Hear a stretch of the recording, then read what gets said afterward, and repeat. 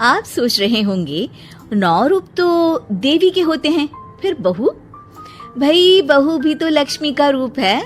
तो जब बहू के पैर पड़ने से घर में समृद्धि आती है तो और क्या क्या होता है, जरा देखिए। रामलाल और श्यामलाल 2 भाई थे। दोनों बड़े ही प्यार से साथ ही एक ही घर में रहते, लेकिन दोनों की बीवियों का रवैया एक दूसरे के लिए बिल्कुल ठीक नहीं था।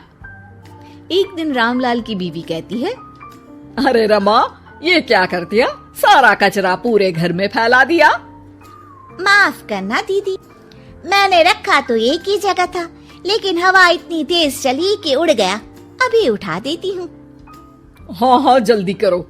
और एक बात, अब भाई साहब से बोल देना कि 2 रसोई कर ले।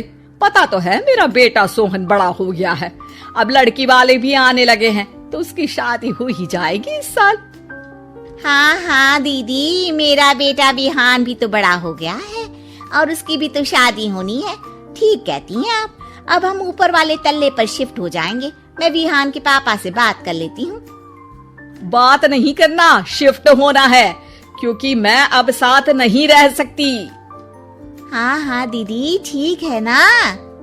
फिर क्या, हो जाते हैं एक घर के, एक परिवार के 2 टुकड़े और 2 रसोई, दोनों के बेटों की शादी। और फिर शुरू होती है कहानी।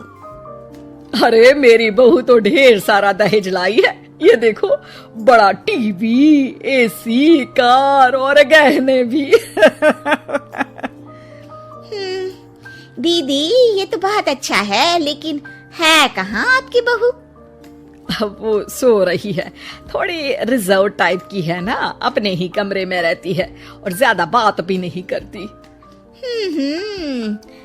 तभी रमा की बहू की आवाज आती है, माँ कहाँ है आप? जल्दी आइए, नाश्ता ठंडा हो रहा है और मुझे भी भूख लग रही है। आ रही हूँ बेटा, रुक। दीदी चलूं क्या? ये लड़की मेरे साथ ही बैठकर खाती है, वैसे भी भूख लगाई है। ये बोलकर वो चली जाती है। तभी श्यामा की बहू बाहर आती है और बाहर की ओर जाने लगती है। अरे बहू, कहीं जा रही हो क्या? क्या है माँ जी, बिना बात के ठोका मत करो। जा रही हूँ मैं। वैसे भी मेरे पापा ने कार घर में रखने को तो नहीं दी है ना। अरे नहीं नहीं बेटा, बिल्कुल बिल्कुल, घूमो घूमो। मैं तो कहती हूँ मुझे भी साथ लेकर जाया करो, साथ ही घुमा करेंगे। अरे नहीं नहीं, मैं आपके साथ बिल्कुल भी कंफर्टेबल नहीं हूँ। वैसे भी मैं शॉपिंग में जा रही हूँ, कहाँ आपको टांगती फिरूंगी। ये बोलकर श्यामा की बहू निकल जाती है। तभी उसके कान में ऊपर वाले तल्ले से हंसने की आवाज आती है। और ये कौन इतनी जोर जोर से हंस रहा है? ऊपर जाती है, जहाँ वो देखती है कि रमा और उसकी बहू साथ बैठकर बातें कर रही होती हैं। फिर तो मम्मी जी इतना मजा आया कि मैं क्या बताऊं। हाँ हाँ बहू, सुनने में ही हंसी नहीं रुक रही। तू तो वहाँ मौजूद थी। तभी दोनों की नजर श्यामा पर पड़ती है। अरे ताई जी आइए ना, आइए। वो उनके पैर छूती है और फिर चाय बनाकर लाती है। श्यामा अकड़कर कहती है, अरे नहीं नहीं, मैं चाय वाय नहीं पीती, बस हंसने की आवाज आ रही थी तो सोचा बता दूं कि टीवी की आवाज धीमी कर लो। अरे टीवी, वो देखो दीदी धूल खा रहा है, वक्त ही नहीं मिलता देखने का। बहू के साथ वक्त कैसे बीत जाता है, इसकी बातें और किस्से कहानी किसी सीरियल से कम नहीं होते।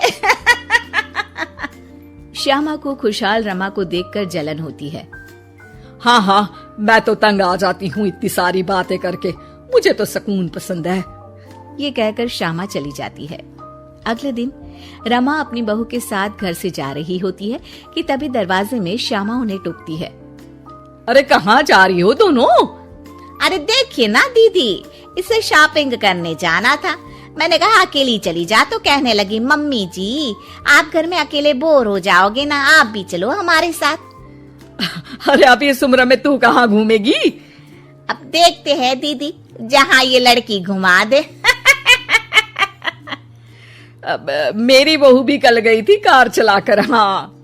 तभी रमा की बहू कहती है, ताई जी मुझे तो कार चलानी नहीं आती, लेकिन हाँ, इस सुहाने मौसम में मम्मी जी को स्कूटी की सैर करा देती हूँ। श्यामा का मुंह बंद हो जाता है। वो अपने कमरे में चली जाती है जहाँ उसकी बहू बैठकर अकेली टीवी देख रही होती है। बहू, तू भी कुछ बातें किया करना, मैं अकेले अकेले बोर हो जाती हूँ। तो क्या मैं यहाँ आपको एंटरटेन करने आई हूँ? देखिए मम्मी जी, मैं तो सिर्फ ये कहना चाहती हूँ कि ये टीवी मेरे पापा ने दी थी, तो ये टीवी कल तक मेरे कमरे में लग जानी चाहिए, समझिए आप। ये बोलकर वो वहां से चली जाती है। श्यामा सोच लेती है कि वो अब ये सारी बातें अपने बेटे को बताएगी। शाम को उसका बेटा जब घर आता है। अरे देख बेटा, तेरी बीवी सारा दिन अपने कमरे में रहती है, न बात करती है न चित। मैं बूढ़ी सारा दिन भूत की तरह अकेली घूमती रहती हूँ घर में। अरे माँ, मैं क्या बोलूं? मैंने कई बार उसे बोला कि सबके साथ उठा बैठा करो, हंसा बोला करो और मिलकर रहो, लेकिन वो कहती है कि उसका मन ही नहीं करता। अरे क्यों मन नहीं करता है? ऐसा क्या हो गया? माँ, तुझे याद है उसके पिता ने कार देने से मना कर दिया था। कहा था कि उनके पास पैसे नहीं है, साथ ही तेरे सामने हाथ भी जोड़ा था, लेकिन कैसे तूने उसके पिता के साथ बुरा व्यवहार किया था। उन्हें कहा था कि पैसे नहीं है तो किसी भिखारी से शादी कर दो अपनी बेटी की। हाँ बेटा, तभी तो आज दरवाजे पर इतनी लंबी कार खड़ी है। बस माँ, तो अब तू उस कार से ही बात कर और उससे मन लगा, क्योंकि पिता के आंखों का आंसू आपकी बहू के दिल तक उतर चुका है और आपकी इज्जत उसकी नजर में।